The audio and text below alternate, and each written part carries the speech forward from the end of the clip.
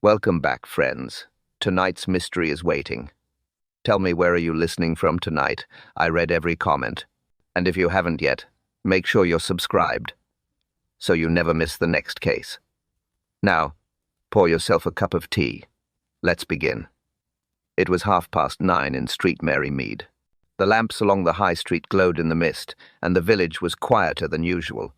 Miss Marple, wrapped in her cardigan and shawl, tapped her stick lightly as she strolled. These evening walks were her habit.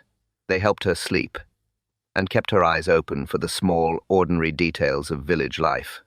She paused to admire the neat garden outside the rosebud tea room. Pink roses, carefully trimmed, even at this late hour. But something felt wrong. The tea room lights were still on. Every window shone brightly, though the shop always closed at 6.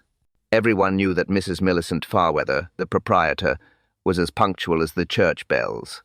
Most unlike her, Miss Marple murmured. She checked the silver watch pinned to her chest. 9:30. Far too late. No sound came from inside. No clink of china. No hum of voices. Only the glow of lamps, spilling onto the cobblestones like honey from a broken jar. Miss Marple hesitated. Then she reached for the door handle. It turned easily. The bell above the door gave its usual cheerful tinkle, but it echoed strangely in the stillness. "Mrs. Farweather?" she called softly. No answer.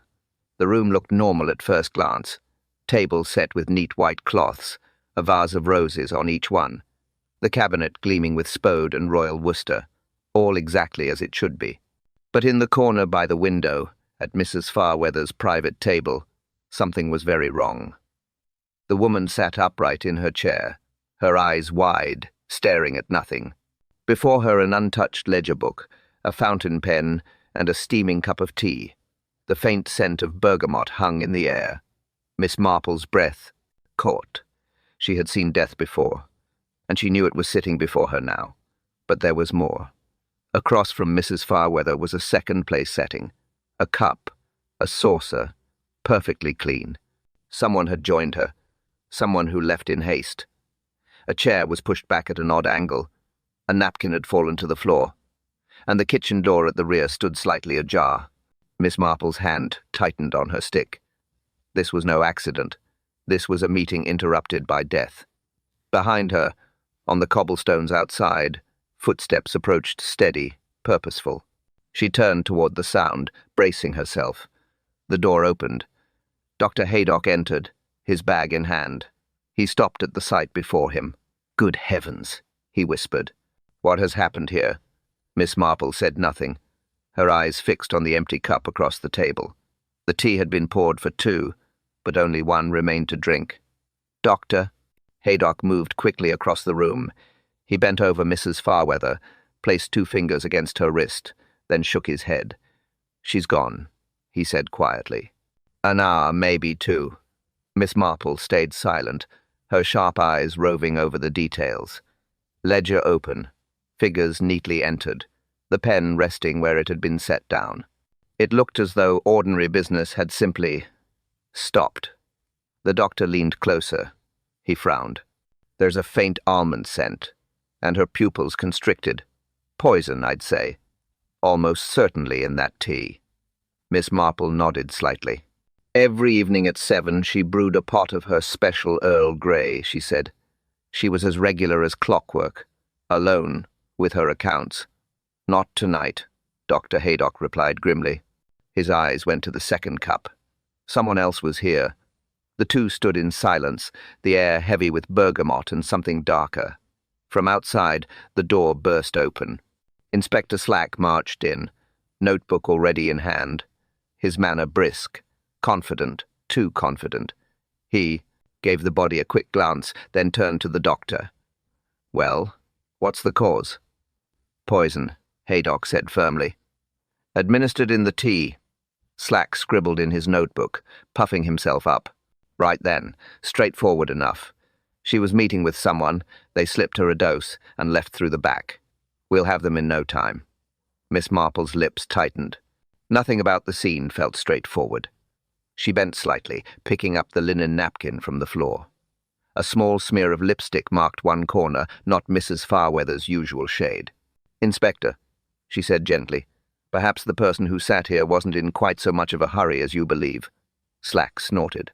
"With respect, Miss Marple, this is police business. I'll handle it." But her pale blue eyes lingered on the second cup, untouched and spotless. No tea stains, no trace of a sip. Why prepare a setting for a guest who never drank? She tucked that question away. Such details were the cracks where truth slipped through. The inspector busied himself, barking orders at the constable outside. "Seal the room. Question the villagers. Find anyone who saw a visitor." Meanwhile, Miss Marple traced the faint draught coming from the kitchen door. It had been left ajar, yet Mrs. Farweather had been known to keep it firmly shut. Her habits were precise, her rules unbending. Something or someone had disturbed them tonight. The doctor closed his bag with a snap. "I'll need to arrange the post-mortem," he said. But his eyes met Miss Marple's, both of them sharing the same unspoken thought. This was not simple, and the real story was only beginning. Outside, curious voices of villagers were already gathering. Word of death travels faster than the church bells in Street Mary Mead. Miss Marple adjusted her shawl, ready to step out among them. Some faces would show shock, others, perhaps relief. And one among them already knew exactly why Mrs. Farweather had died. By morning, the news had already swept through Street Mary Mead. The Rosebud tea room sealed. Mrs. Farweather dead, poison in her evening cup.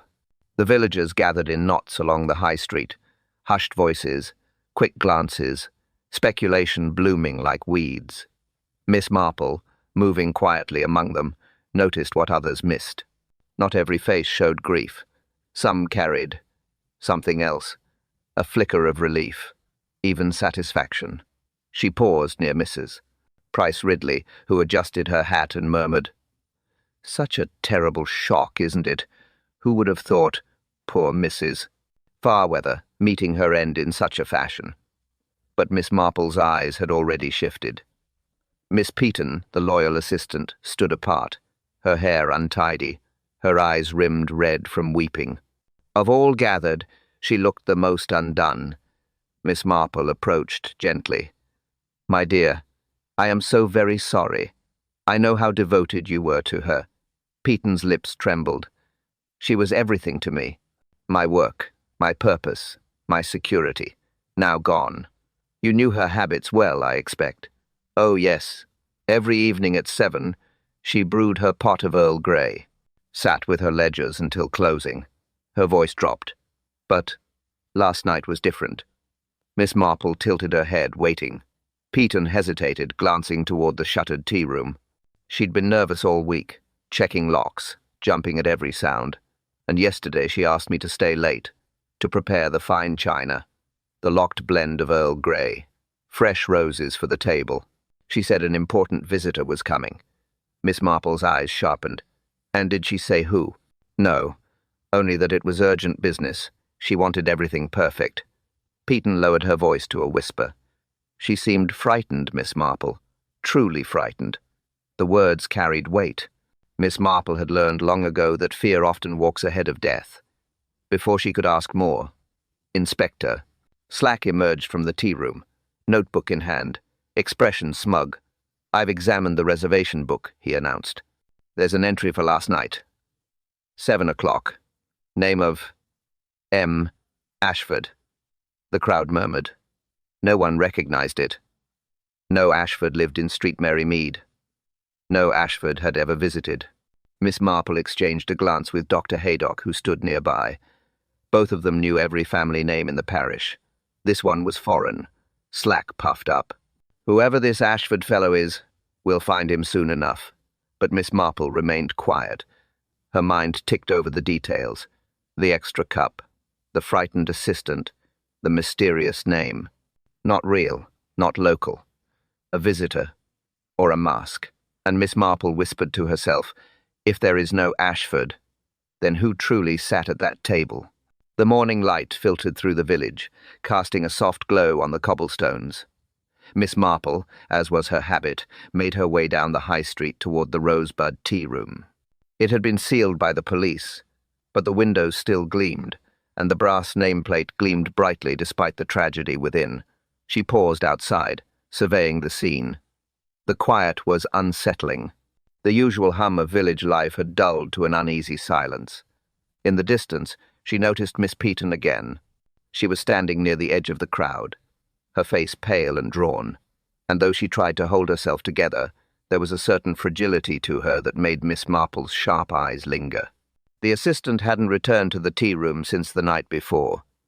She was reluctant to go inside again, but the mystery had become more than just the death of her employer.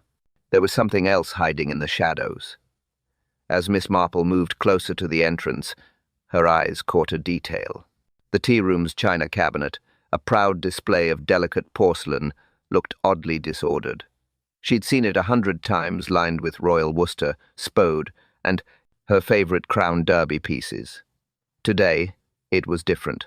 The shelves, once fully stocked, now had glaring gaps where the fine china had once rested. A missing vase. A set of cups that had always been proudly displayed. The absence was subtle but unmistakable. Miss Marple pressed her lips together, her mind already turning over the facts. She was no stranger to missing items.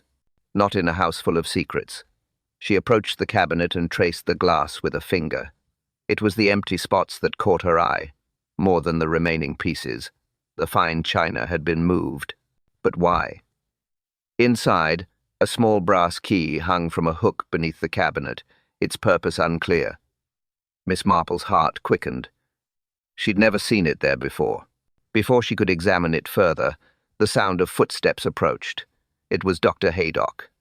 "Miss Marple, you're here again," he said, his voice betraying a hint of concern. She nodded, but didn't look away from the cabinet. "I'm afraid I can't shake the feeling that something is hidden in plain sight." The doctor joined her, peering inside the cabinet. Could be a theft, or perhaps Mrs. Farweather's private collection was simply moved. Miss Marple shook her head. Mrs. Farweather was nothing if not precise. Everything had its place, down to the smallest teacup. There was a long pause, and then Dr. Haydock spoke again, his voice low. "Perhaps it's time to look beyond the obvious. We've been chasing shadows here." Miss Marple turned to face him, her eyes sharp. "It's always the shadows where the answers hide, and sometimes those shadows come from the very people we trust the most." As she turned to leave, a faint glimmer caught her eye, the reflection of the key in the glass. Could it be the key to the mystery, or something more dangerous? The wind had picked up, a chill breeze sweeping down the high street as Miss Marple continued her walk. She passed by the familiar sights of Street Mary Mead, the sleepy village she'd known all her life. But today everything felt different. A heaviness lingered in the air, thick with secrets that refused to stay hidden. Miss Marple's mind kept drifting back to the cabinet, those empty spaces where the precious china had once been. And then there was the key. The sound of hurried footsteps behind her snapped her from her thoughts. Turning, she saw Victoria Farweather, her face pale and drawn, hurrying toward her. "Miss Marple," she called, breathless. "I need your help." "Of course, my dear. What's troubling you?" Victoria glanced around, ensuring no one was nearby. "It's the ledger. Mother's ledger. I found it hidden away in her desk along with all the papers she kept so meticulously." Miss Marple nodded slowly, her expression thoughtful. Victoria's voice trembled as she continued. "I've been going through her things, trying to make sense of it all. But there's more here than I expected." "What do you mean?" Miss Marple asked gently, guiding her to a nearby bench. Victoria sat, her hands trembling as she produced a small leather-bound book from her bag. "It's a ledger," she said quietly. "I thought it was just for her business, the tea-room accounts. But it's not." Miss Marple took the ledger from her, feeling its weight in her hands. The pages were crisp, the writing precise. But it wasn't the neat columns of tea-room orders Miss Marple found when she opened the book. Instead, it was a list of names. Names Miss Marple knew. Names of the village's most prominent families. Names she'd heard whispered in conversation at every turn. There were sums next to each name, some large, some small. But it was the words next to the sums that made her breath catch. "Payment due, final settlement, Miss Marple murmured as she read. "These aren't just business accounts." Victoria nodded. "I knew something wasn't, right when I saw these names. And then I saw the amounts paid, unpaid, and—" She stopped, her voice faltering. "There's a note at the end." Miss Marple's eyes narrowed as she scanned the final page. The last entry read, "C.W. Last payment received. Memoir ready for publication." "C.W.," Miss Marple repeated. "Who could that be?" Victoria's face twisted with confusion. "I have no idea. It's not a name I recognize." Miss Marple closed the ledger deep in thought. If Mrs. Farweather was preparing to publish a memoir, something or someone must have driven her to take these extreme measures. As she handed the ledger back to Victoria, her mind raced through the implications. The missing china, the name of M. Ashford, and now, this list. Everything was connected. She could feel it in the pit of her stomach. But the question was, who had the most to lose from Mrs. Farweather's revelations? Victoria turned the ledger over, revealing a small, folded letter tucked inside. A name was written on the front, Colonel Weatherby. Miss Marple paused at the end of the high street, taking a moment to gather her thoughts. The morning sun had broken through the clouds, casting soft golden light over the village. It should have been peaceful, but the air was thick with unanswered questions. She turned toward the Rosebud tea room once again. Its shutters were drawn, and the police had left the scene. The villagers had begun to return to their normal routines, as if nothing had happened. But Miss Marple knew better. A shadow had fallen over the village, and that shadow had a name. She was about to turn away when a voice called out, "Miss Marple, wait up." She turned to see Mrs. Price Ridley hurrying toward her, her hat slightly askew, her steps quick with purpose. "I wanted to speak with you about poor Mrs. Farweather," Mrs. Ridley said, breathless. "I've heard things that might be important, and you've been at the scene, haven't you?" Miss Marple smiled gently, though she didn't show her thoughts. "I have, Mrs. Ridley. What have you heard?" Mrs. Ridley looked around, ensuring no one was within earshot. "Well, it's about the last customer." Miss Marple's brow furrowed. "The last customer?" she repeated. "Yes, the one who was expected at the tea room just before poor Mrs. Farweather passed. I've heard whispers, you see. That customer, he was no stranger to the village." Miss Marple's pulse quickened. "The customer's name?" Mrs. Ridley hesitated, glancing over her shoulder. "Colonel Weatherby," she whispered. Miss Marple's eyes narrowed. "Colonel Weatherby?" she repeated. Her mind clicked into place. The name from the ledger. "Yes," Mrs. Ridley confirmed, her voice low. "I heard that Mrs. Farweather had been very nervous that day. She told Miss Peaton to make everything just right for the visitor. A very important visitor, she said. Someone from the past." Miss Marple's thoughts raced. The ledger, the china, the visitor who never drank his tea. "And did anyone see Colonel Weatherby that evening?" Miss Marple asked, keeping her voice steady. Mrs. Ridley shook her head.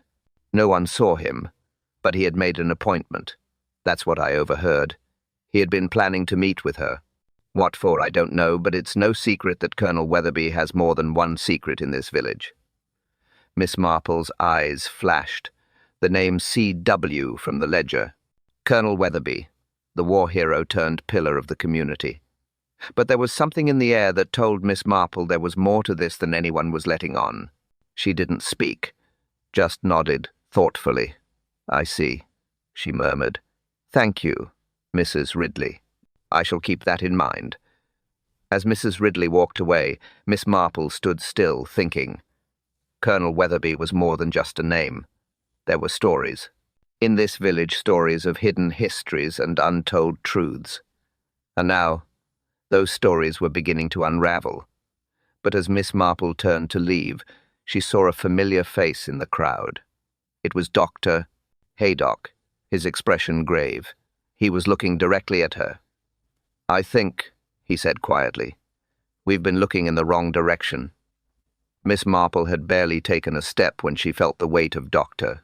Haydock's gaze upon her. His face was grave, more serious than usual, and his steps quickened as he closed the distance between them. "Miss Marple," he said quietly, lowering his voice, "I think we've been looking in the wrong direction." She studied him for a moment, her mind already whirring with possibilities. "You've found something?" He nodded, glancing over his shoulder as if to ensure they were not overheard. "I've been going through Mrs. Farweather's medical records. The post-mortem confirmed digitalis poisoning, no surprise there, but there's something else that doesn't add up." Miss Marple's brow furrowed. "What do you mean?" "The poison," Dr. Haydock continued, his voice steady but urgent, "wasn't just a random choice. Mrs. Farweather had a heart condition. She'd been on medication for years. But I noticed something odd in her treatment records." Miss Marple's pulse quickened. "What was it?" "There was an unusual note. A prescription for digitalis a week ago. It was filled by none other than Miss Peaton." The name hung in the air like a heavy fog. "Miss Peaton?"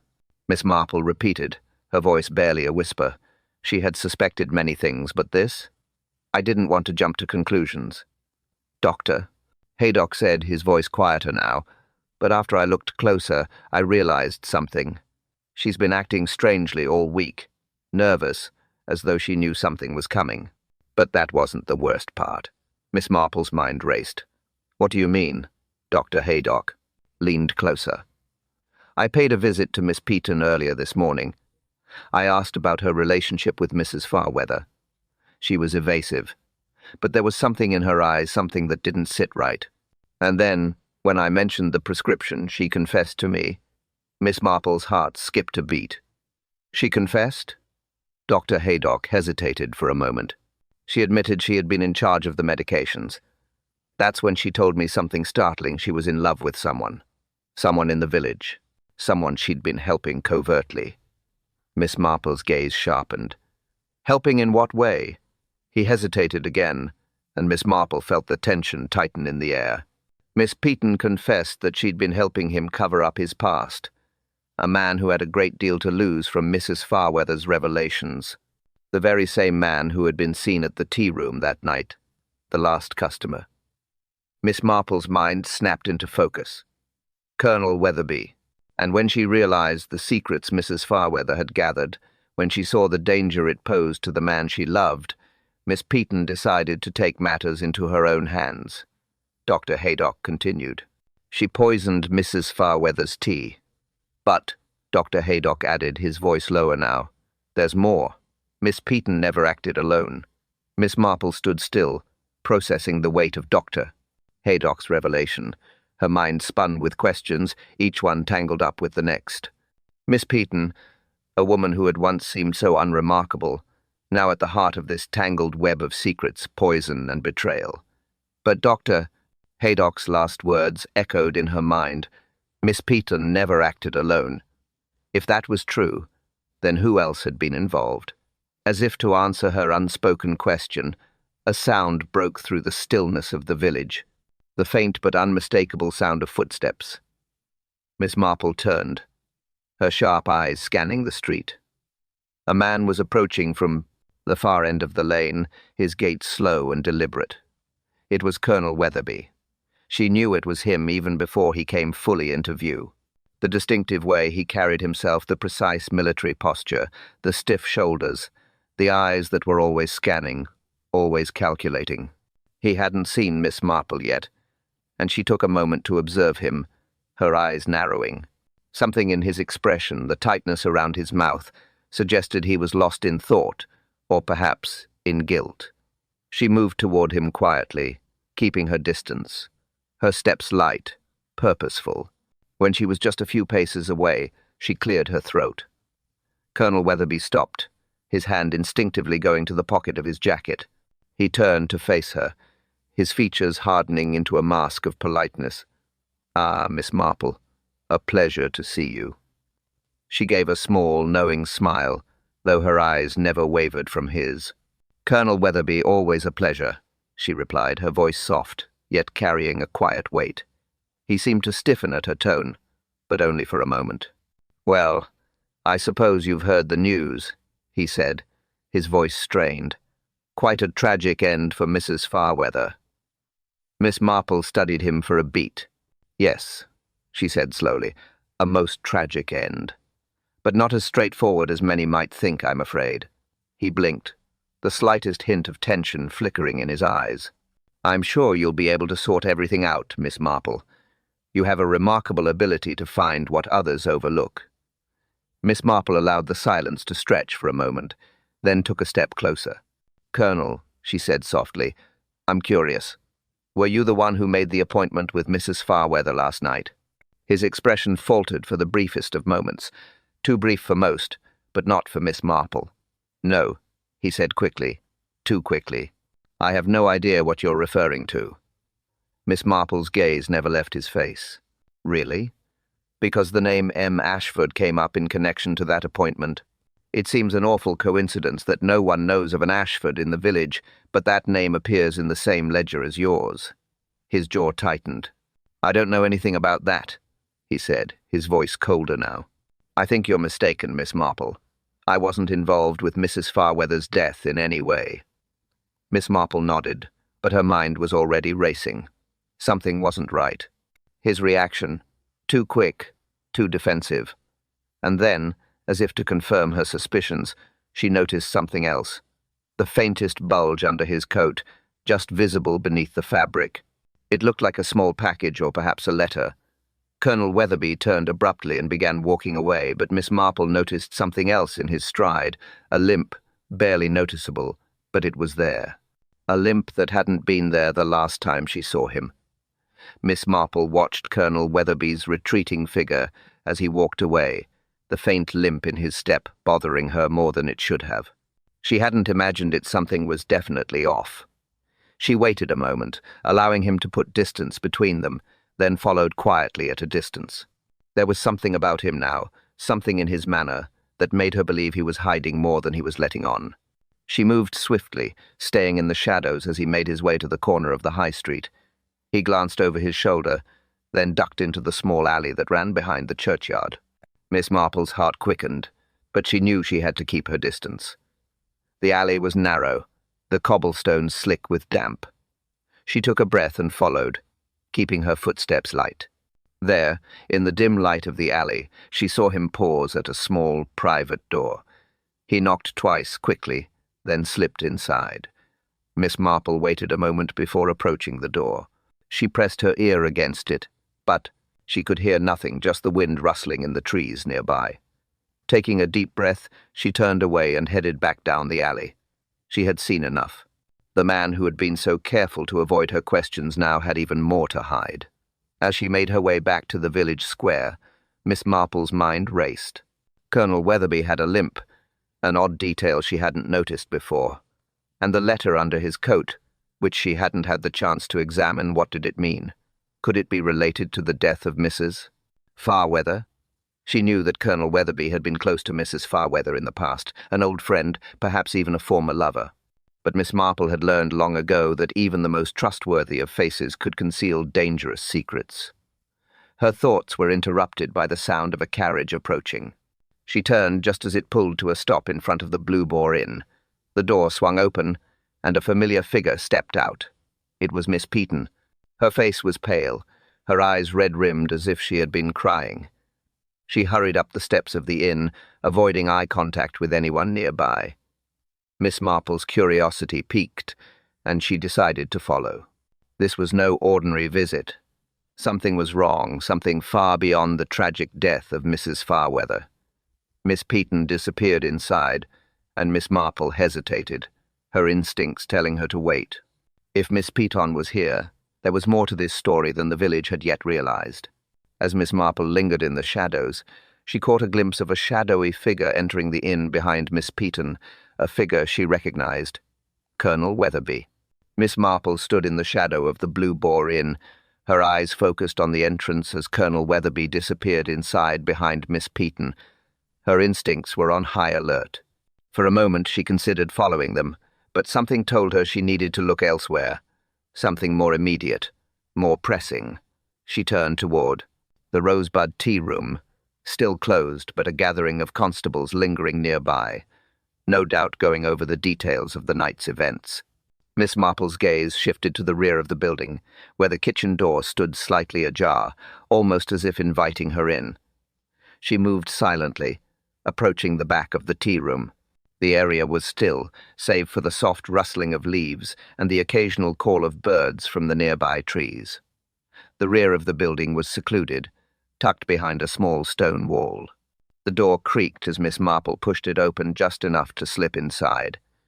The kitchen smelled faintly of stale tea, the remnants of the previous evening's brewing still lingering in the air. It looked undisturbed, save for a few cups left haphazardly on the counter. But Miss Marple's eyes immediately locked onto something else. Near the corner, a small heater stood, its metal body cold and uninviting. But it wasn't the heater itself that caught Miss Marple's attention. It was the pieces scattered around it. The heater had been dismantled. Several screws lay discarded on the floor, the metal casing slightly bent. The copper coils inside, usually hidden from view, were now exposed. And there, lying atop the dismantled pieces, was a thin layer of something dark. Miss Marple bent closer, her heart racing. It was ash-black, powdery, and unmistakable. She had seen it before. Ash from the fire. But this wasn't just any ash. It was the same kind that would be found in the remains of a burnt letter, a message that had been deliberately destroyed. Her fingers brushed lightly against the metal, careful not to disturb anything. There was more to this, much more. She couldn't yet put the pieces together, but she knew this heater wasn't just malfunctioning. It had been tampered with. The question was, why? Just as she stood up to examine the rest of the kitchen, the sound of approaching footsteps made her freeze. Someone was coming. She stepped back, retreating toward the door, her heart hammering in her chest. Who else knew about the heater? Who else had been in the tea room last night? Before she could slip out, the door opened, and in walked Inspector Slack, looking flustered but determined. He stopped in his tracks, his eyes locking onto Miss Marple. "What are you doing here?" he asked sharply. Miss Marple smiled calmly, though her mind raced. "I thought I'd take a look at the heater, Inspector. It seems rather—" She hesitated, glancing at the dismantled pieces. "Unusual, don't you think?" Slack frowned but said nothing, his gaze darting to the disassembled heater and then back to her. "We'll look into it," he muttered, clearly unwilling to let her take the lead. "I don't suppose you've uncovered anything, have you?" Miss Marple met his gaze evenly. "Just a few thoughts, Inspector. You're not the only one looking for answers." Slack stared at her for a moment, his expression unreadable, then turned and left without another word. Miss Marple lingered for a moment longer, her mind turning over the significance of the dismantled heater. This wasn't just a mechanical failure. This was part of the bigger puzzle. As she stepped out into the daylight, a voice called out from behind her. It was Miss Peaton. She looked pale, as though she had seen a ghost. "Miss Marple," she said softly, "you were right to look here. There's something you need to see." Miss Peaton's voice echoed in the quiet of the alley as she called Miss Marple's name. The air was thick with anticipation, and the light breeze rustled the leaves of the nearby trees, offering no comfort. I need to show you something," Miss Peaton said, her voice barely above a whisper. Her face was drawn, her eyes haunted. She glanced around nervously before beckoning Miss Marple to follow her. Miss Marple hesitated, her mind running through possibilities. Why was Miss Peaton so eager to speak now? What had changed? "Come with me," Miss Peaton urged, stepping cautiously toward the back of the tea room. The area behind the building was dark, save for a few weak rays of sunlight slanting through the trees. Sawdust covered the floor, its fine particles drifting in the faint breeze. Miss Peaton knelt down, her hands shaking as she pointed to the ground. "There," she whispered. Miss Marple crouched beside her, her sharp eyes immediately picking up on the faint markings in the sawdust. Footprints. But they weren't ordinary footprints. They were small, deliberate, and clearly made by someone who had been in a hurry. The prints led toward the back door of the tea room, stopping just short of the entrance. Miss Peaton swallowed hard, her voice trembling as she spoke. "I saw someone I didn't expect." Last night, just before everything happened.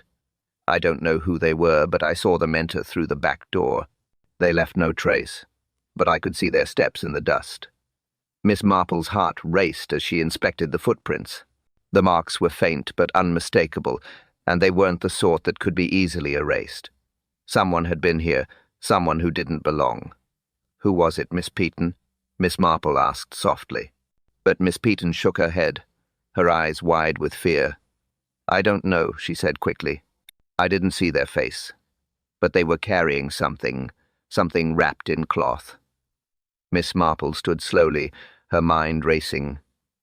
Could this person be the same one who had poisoned Mrs. Farweather, or were they after something else entirely? Miss Peaton's voice broke the silence again, her words barely audible. It was after they left that I found the letter that I didn't want to see, the letter that changes everything. The words sent a chill through Miss Marple. A letter? What had it said?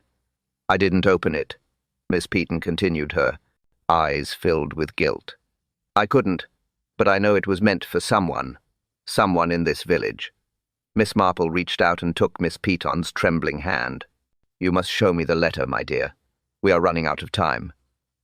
But before Miss Peaton could respond, a loud bang came from inside the tea room. The door slammed open, and the unmistakable voice of Inspector Slack echoed in the alley. Miss Marple, I need to speak with you now. Miss Marple turned quickly, her instincts telling her to act fast. She gave Miss Peaton a final, lingering look. Bring the letter to me. At once, she said, her voice steady. Miss Peaton nodded, her face pale, and quickly disappeared inside.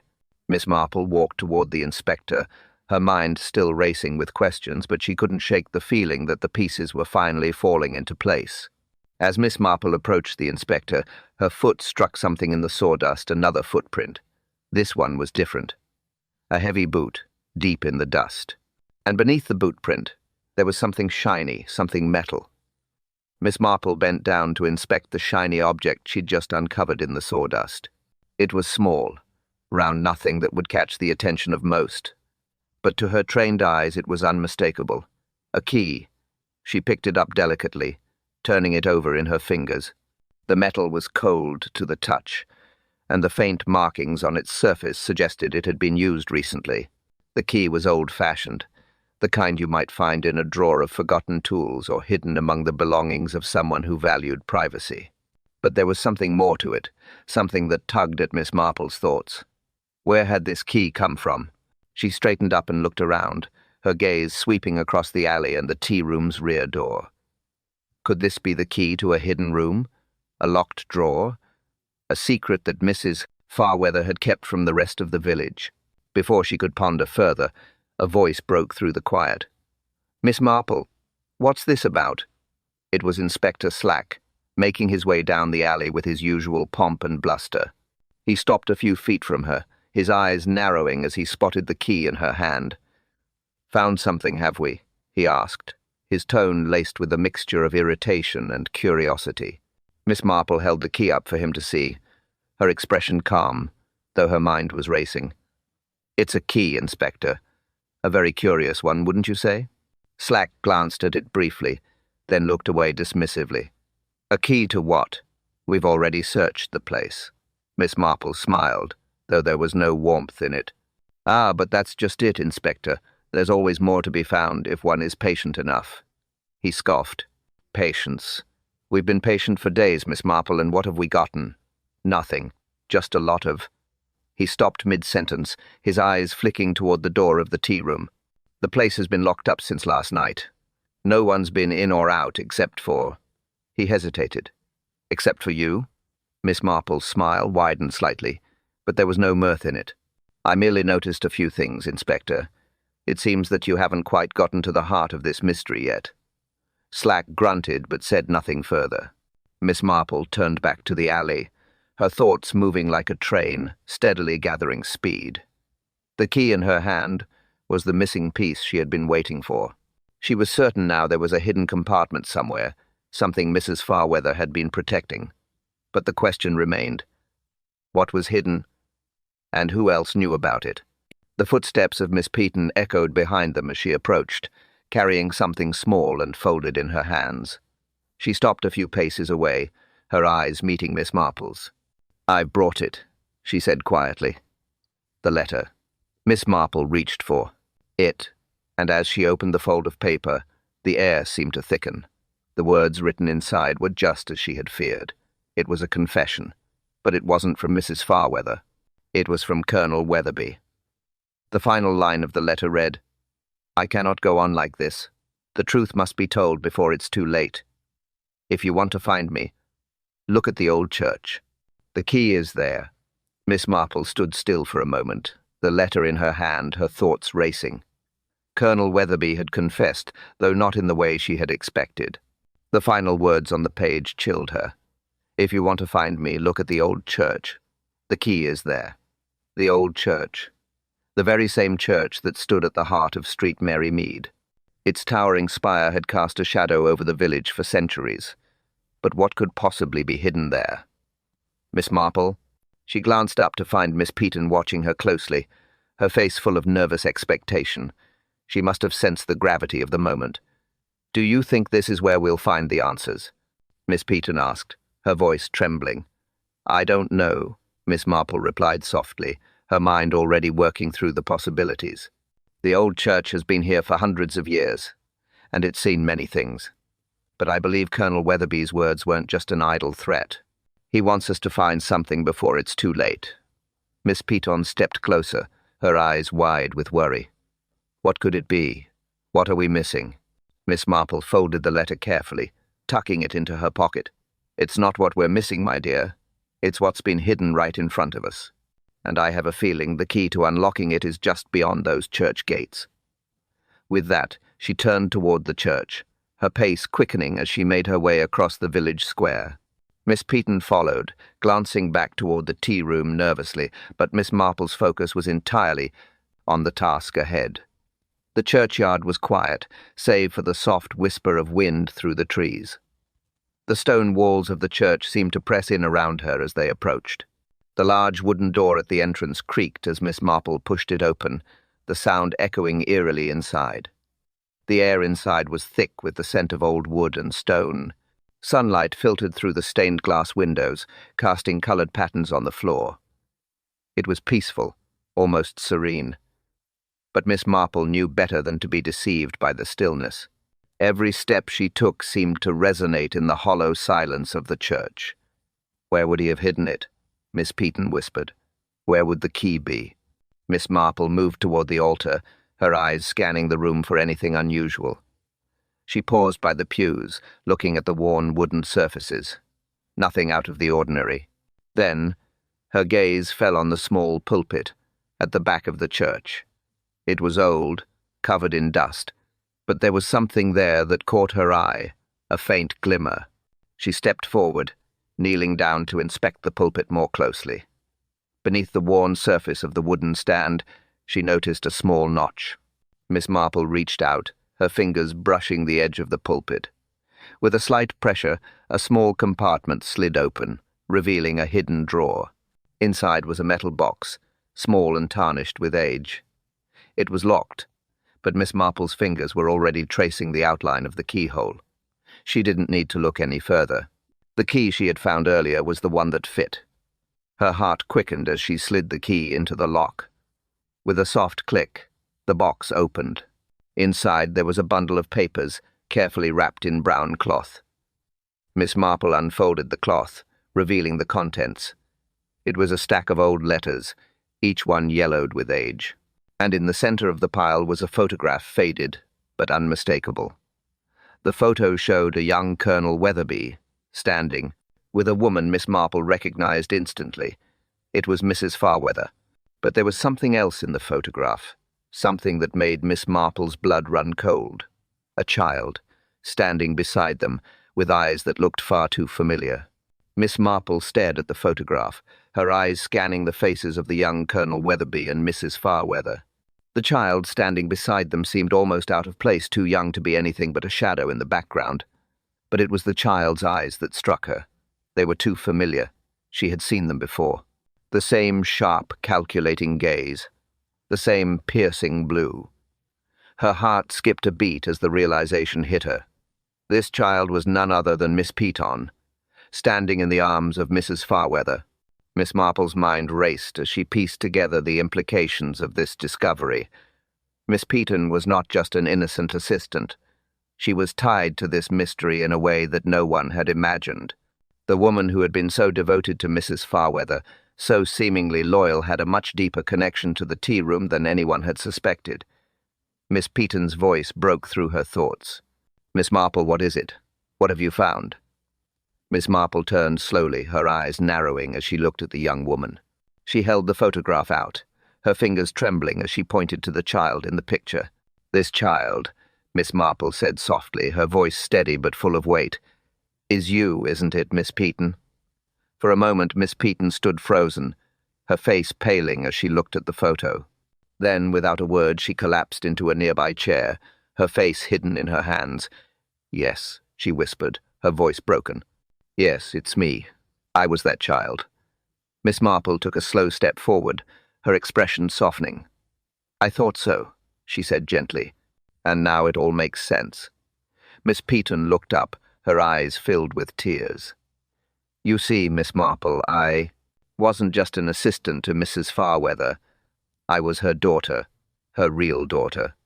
Miss Marple's mind swirled with the weight of the revelation.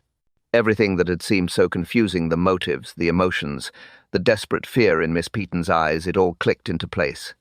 "But why did you hide it?" Miss Marple asked quietly. "Why not tell the truth?" Miss Peaton wiped her eyes, her voice trembling with the weight of her confession. "She wasn't my real mother, not by blood, but she raised me as her own. She took me in after my parents died, after they were gone. She gave me a life, a home, and for that, I was grateful." "But why hide your identity?" Miss Marple pressed, her voice steady but filled with compassion. "There's more, isn't there?" Miss Peaton hesitated, then nodded. "I wasn't the only one who knew the truth, Miss Marple. Colonel Weatherby knew too. He and I were. We were the same. My mother kept a secret from both of us." Miss Marple's thoughts raced again. Colonel Weatherby, the man who had been so elusive, the one who had visited the tea-room the night Mrs. Farweather had died. He had been tied to this mystery all along. "But the letters," Miss Marple said, piecing it together. "Colonel Weatherby's confession. You and he were both part of a story that Mrs. Farweather couldn't reveal, or she would have lost everything. The key to all of this, the key to the lies, was in that letter, wasn't it?" Miss Peaton nodded again, her eyes filled with guilt. "Yes. She had to hide the truth, Miss Marple, and I helped her. I kept the secret for all these years because I was afraid of losing the life she had given me." Miss Marple stepped back, her eyes still on Miss Peaton. The puzzle pieces were falling into place, but there was still so much more to uncover. Mrs. Farweather's death wasn't just about money or secrets. It was about family, about lies buried deep enough to destroy everything. Miss Peaton suddenly looked up, her expression now one of terror. "Miss Marple, you must understand. There's someone else, someone who knows everything, and they won't stop until they get what they want." Miss Peaton's words echoed in Miss Marple's mind. Someone else knows everything. Who? Who was lurking in the shadows, ready to strike? She looked at Miss Peaton, whose face had turned ashen with fear. The young woman's hands trembled as she clutched the edge of the desk. "Who else knows, Miss Peaton?" Miss Marple asked, her voice gentle but firm. Her mind raced. The puzzle was nearly complete, but this final piece eluded her. "I can't say. Not yet," Miss Peaton replied, her voice shaking. "I'm not sure what they want, but I know they're close. They've been watching me." Miss Marple studied her, her sharp eyes never leaving her face. "What do you mean? Who's been watching you?" Peaton hesitated, then looked away. "It's Colonel Weatherby," she said in a low whisper. "He knew about my mother's past. He knew about everything we kept hidden. But there's someone else, someone more dangerous. Someone who has been using him to keep me quiet." Miss Marple's mind raced again. Colonel Weatherby? He'd been involved in more than she could have imagined, but who could possibly be pulling his strings? She reached out, gently taking Miss Peaton's hand. "Listen to me, my dear. You must tell me everything. I know you're scared, but you cannot let fear control your next move. If we're to solve this, I need to know what you've been hiding." Miss Peaton swallowed hard, her eyes brimming with tears. "All right, I'll tell you everything." She paused, looking around the room as if she feared someone would hear. "Colonel Weatherby isn't just hiding his past. He's hiding a very dangerous secret. The truth about Mrs. Farweather's death. It isn't just about her poisoning. It's about the money and the papers." "Papers?" Miss Marple repeated, her voice quiet but intense. "Yes," Miss Peaton said, her voice trembling. "My mother wasn't just afraid of what Colonel Weatherby would do if the truth came out. She was afraid of what the papers would reveal. The documents hidden in that metal box, the ones she kept locked up. They were meant to protect the family." Miss Marple's mind immediately understood. The family. The hidden ties between the tea room, Colonel Weatherby, and Miss Peaton. "They were to protect you," Miss Marple said softly. "Yes," Miss Peaton whispered. "Those papers, they would have destroyed the Weatherby family name. They were about crimes that went back decades. And when Mrs. Farweather threatened to expose it all, she knew someone would try to stop her." Miss Marple stood up, her thoughts crystal clear now. The puzzle was nearly solved. The stakes were higher than she had realized. Miss Peaton had been involved in a dangerous web of lies, tied to a family secret that could shatter everything. But who was the shadow pulling the strings? Who would go to such lengths to keep the truth buried? Miss Peaton's eyes widened in terror as the sound of footsteps echoed from the hallway.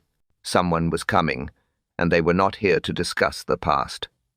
The footsteps grew louder, echoing down the narrow hallway of the Blue Boar Inn. Miss Peaton's breath hitched, her eyes wide with fear. She glanced toward the door, then back to Miss Marple, her hands trembling. "They're here," she whispered. "The ones who've been watching." Miss Marple's mind raced. She knew the stakes had reached their peak. Someone was about to make their move, and this time there would be no turning back. She stepped toward Miss Peaton, her voice calm and steady despite the tension in the air. "Stay calm, my dear. Whoever they are, we have no choice now but to face them, head on. The truth is on our side." Miss Peaton nodded, her face pale. But just as Miss Marple took another step forward, the door to the inn swung open with a loud bang. The figure that entered was immediately recognizable. Colonel Weatherby. His uniform was crisp, his demeanor cold, but there was something in his eyes, a flicker of something dangerous. Behind him, two others entered. One was a tall man with a sharp jawline, wearing a dark suit that matched the severity of his expression. The other was a woman, her hair pulled back tightly, her gaze sharp and calculating. They were here for one reason, to silence the truth once and for all. Colonel Weatherby stepped forward, his eyes never leaving Miss Marple's. "Miss Marple, I see you've uncovered more than you were meant to." His voice was low, almost too calm. Miss Marple met his gaze, her expression unreadable. "You've been hiding a great deal, Colonel, and it's time the village knew the truth." The tall man in the dark suit took a step forward. "You have no idea what you're dealing with, Miss Marple," he said, his voice low and threatening. "Some secrets are meant to stay buried. For your own good, you'll forget what you've learned." Miss Marple didn't flinch. "I'm not afraid of secrets," she said quietly, her eyes never leaving the man. "I'm afraid of the people who are willing to kill for them." The woman, who had been standing silently in the back, now moved forward, her eyes cold. "It's too late for you to stop this," she said sharply. "The letter has already been sent. The papers are out there, and you've done enough damage." Miss Peaton stepped back, fear evident in her eyes. "No, I never wanted any of this. I just wanted to protect them. Protect all of us." Colonel Weatherby turned sharply toward her, his expression a mask of frustration. "You should have stayed out of it, Peaton. You've done enough harm. Now it's time for all of this to end." Miss Marple stepped forward, her voice firm. "It's already ended, Colonel. The truth can't be buried anymore. Not with all the lives that have been ruined by these lies."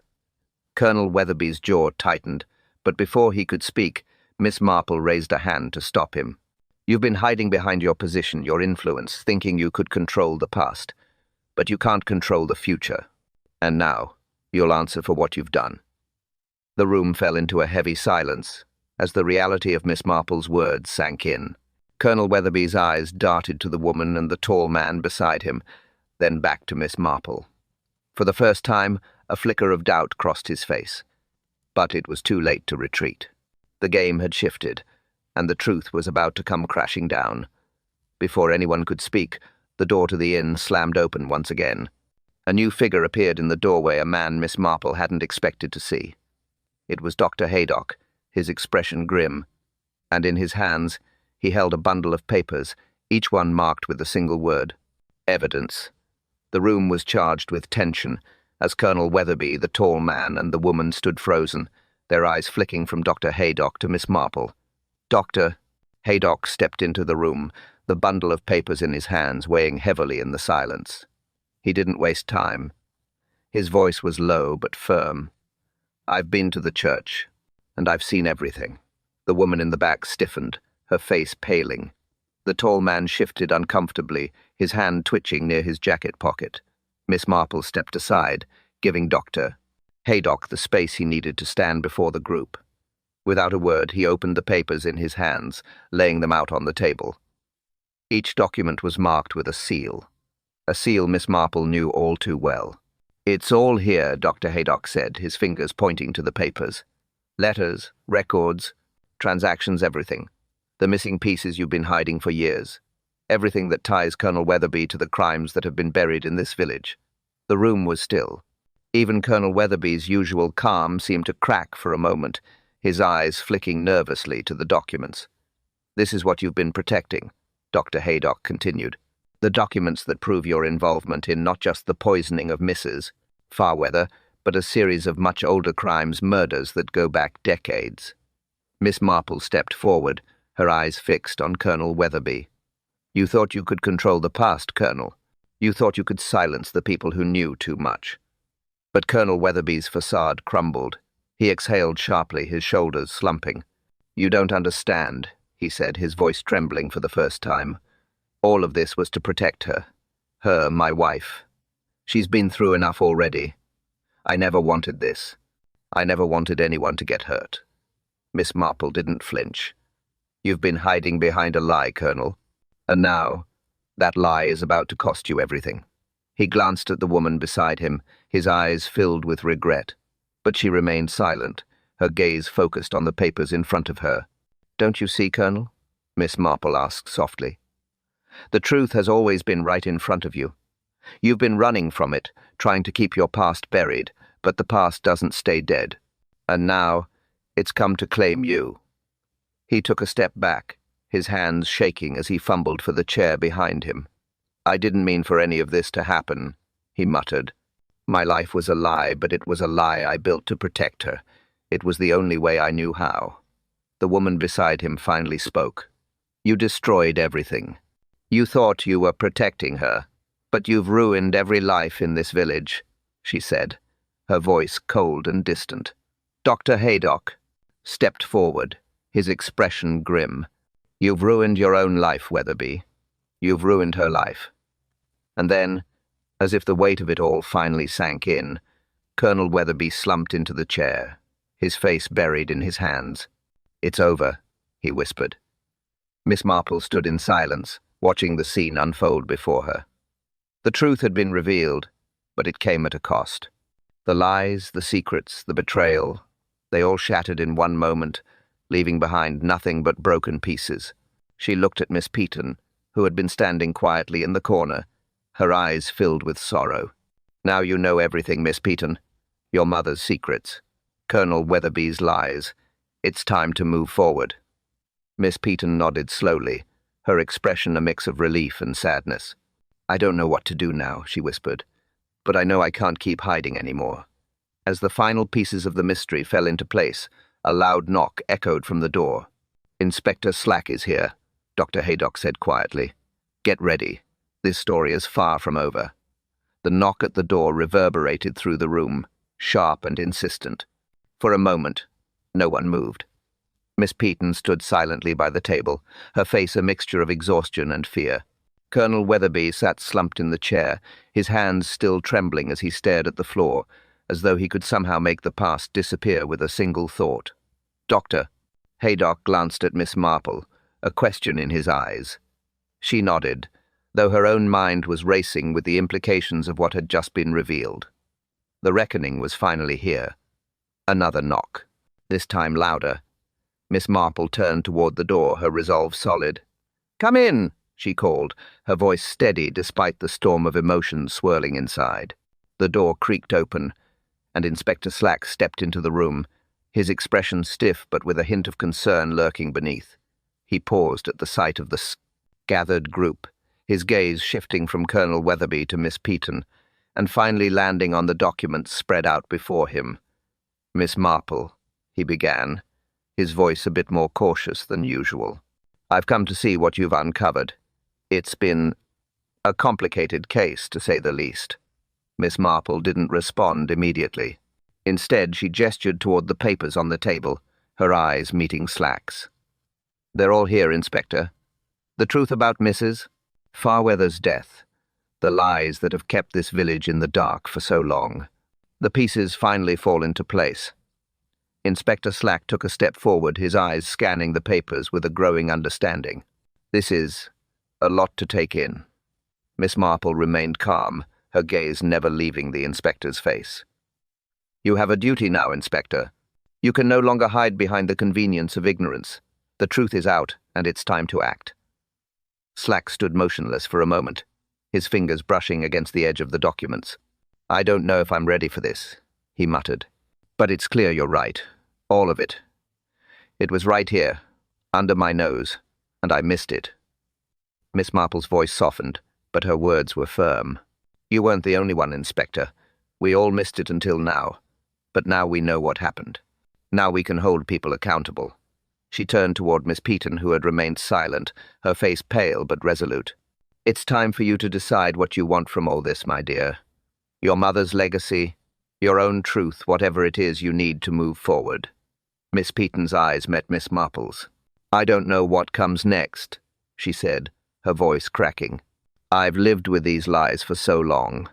But now, I think I'm ready to face the truth, whatever that means for me." Colonel Weatherby stood abruptly, his face etched with guilt. "I never wanted any of this. I never meant for anyone to get hurt. I did what I thought was best to protect her.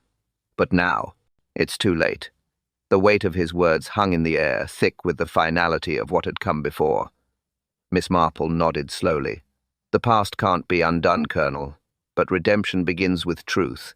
You'll have to live with the consequences of your actions, just as the rest of us do."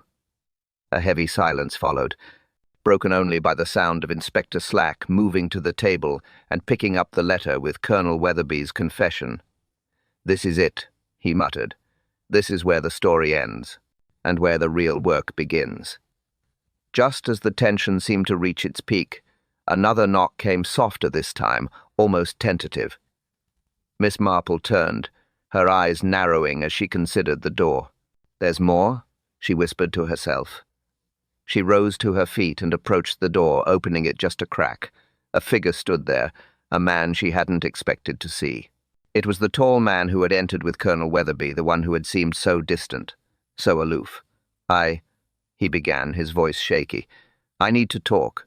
About the papers. About everything." As he stepped inside, Miss Marple's eyes narrowed with a mixture of suspicion and curiosity. The man's hand trembled as he reached into his coat pocket, pulling out another envelope. "This changes everything," he said, his voice barely audible. The man stepped into the room, his eyes flicking nervously from Colonel Weatherby to Miss Peaton, then to Miss Marple. He was taller than most, with a sharp jawline and dark, piercing eyes that seemed to miss nothing. In his hand was an envelope, the edges worn as though it had been carried and hidden for far too long. He began, his voice unsteady. "I didn't think I'd ever have to face this." Miss Marple studied him carefully, her eyes narrowing. "There's more to this, isn't there?" she asked quietly, her voice steady. The tension in the room was palpable. The man swallowed hard, his grip tightening on the envelope. He paused, then cleared his throat. I'm the one who wrote the letter, the one that Colonel Weatherby received. The truth, the real truth about everything. Miss Marple's eyes sharpened as she took a step forward. Why now? After all this time? The man hesitated, his face flickering with a mix of guilt and resolve. Because it's time. All of it, this web of lies, it has to come to an end. It's no longer about protecting people. It's about ending the cycle, letting the truth come to light. He opened the envelope with trembling hands and laid it down on the table. Inside, there were more papers, documents that Miss Marple had never seen before. The handwriting was familiar, but it wasn't Mrs. Farweather's. It was the man's. I knew Colonel Weatherby's secret, he continued, his voice now more steady. I've been his right hand for years, keeping his past buried. But when Mrs. Farweather started to piece everything together, I knew we couldn't keep it hidden anymore.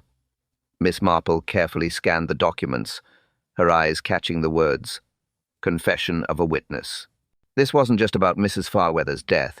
It was about the crimes Weatherby had been involved in, the ones buried long ago. You were helping him, Miss Marple said, her voice calm but sharp. And when you realized the truth would come out, you tried to stop it. The man nodded, his gaze dropping to the table. I was afraid. Afraid of what would happen if the truth came out. But I know now that keeping it hidden was a mistake. It's time to face the consequences. Colonel Weatherby, who had been silent for most of the exchange, finally spoke. I never wanted any of this. I thought I could keep the past buried. But it's clear now it's all coming to light and I can't stop it. All I wanted was to protect what little I have left. Miss Peaton, who had been standing near the table, looked at Colonel Weatherby, her face a mix of sorrow and understanding. You were protecting yourself, she said quietly. But at what cost?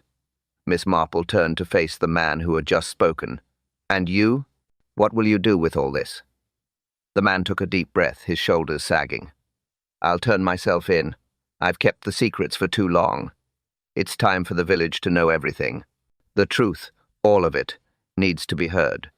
Miss Marple nodded slowly. It's the only way. The only way to break the cycle. The only way to move forward. There was a long silence, the weight of what had just been revealed settling in the room. Miss Marple's eyes moved from the man to Colonel Weatherby, then to Miss Peaton. Each of them had a decision to make now. A decision that would change everything. But just as the silence seemed to stretch on, a voice from the doorway broke through the tension. It was Inspector Slack, his expression unreadable. I think it's time, he said softly, that we all face the consequences of our actions. Together. The silence in the room was deafening as Inspector Slack stepped into the threshold, his eyes scanning the gathered group. Miss Marple, standing resolutely at the table, exchanged a quick glance with Dr. Haydock, then with Miss Peaton. Everyone knew that the final moment had arrived. The reckoning was inevitable. Inspector Slack closed the door behind him with a soft click. He walked toward the table where the documents lay, evidence that had been concealed for far too long. Without a word, he took a seat and examined the papers in front of him, his eyes narrowing as he read the confession. The room held its collective breath. What would happen now? Would the truth finally bring justice? Or would the past continue to haunt them all? You've all played your parts in this charade. Inspector, Slack said, his voice steady but laced with a hard edge. But the truth can't be ignored anymore. Colonel Weatherby, Miss Peaton, you've been hiding behind your lies long enough. Colonel Weatherby's shoulders sagged as he stared at the table, unable to meet anyone's gaze. Miss Peaton stood near the window, her face a mixture of sorrow and resignation. I've lived with the fear of the past for too long, Colonel Weatherby said quietly, his voice thick with guilt. I thought I could bury it, that I could protect the people I love. But now, it's all come undone. I can't undo what I've done. Miss Peaton looked toward him, her voice trembling. I didn't know how to escape it, how to escape the lies. But now, I think we both know what has to happen. Miss Marple stepped forward, her eyes meeting the inspector's. You have the evidence, Inspector. The truth is laid bare before you. It's time to bring closure to this chapter. Inspector Slack didn't respond immediately. Instead, he took a long, hard look at Colonel Weatherby, then at Miss Peaton, who stood silently, her face pale. Finally, he spoke. "I've been in this village long enough to know when something doesn't feel right. But this was beyond anything I could have imagined. The truth was right under my nose the entire time." He paused, glancing at the others in the room. "I'm not here to make things easy for anyone, but I'm also not here to let this go on. The law is clear, and you all have a choice to make. The consequences are inevitable." Miss Peaton nodded, her voice barely above a whisper. "We'll face them, all of us." The door creaked open again, and Dr. Haydock entered, his face grim. "I've just spoken with the constables," he said. "The report has been filed. The rest is up to you, Inspector." Inspector Slack took a deep breath, then stood. "The village will know the truth, whether it's easy or not. There's no turning back." With one final lingering look at the people gathered in the room, he nodded to Miss Marple. "I'll take it from here." As he left, Miss Marple turned to Miss Peaton and Colonel Weatherby, her gaze softening. "The past is a heavy burden to carry," she said gently, "but facing it is the only way to move forward. The reckoning has come, and now you can choose how to live with it." Colonel Weatherby met her gaze for the first time, his expression unreadable. "I've made my peace," he said, his voice rough. "I'll face whatever comes." Miss Peaton stood quietly, her hands clasped together. "I don't know what comes next, but I'm ready to face it. I've spent my whole life hiding from the truth. Now it's time to live in it." Miss Marple smiled, though it was tinged with sadness. "Then it's time for all of you to begin again. The past may never be fully behind you, but the future is still yours to shape." As she turned to leave, the weight of the story settled over her. The village would never be the same again, but in some ways that was exactly what it needed.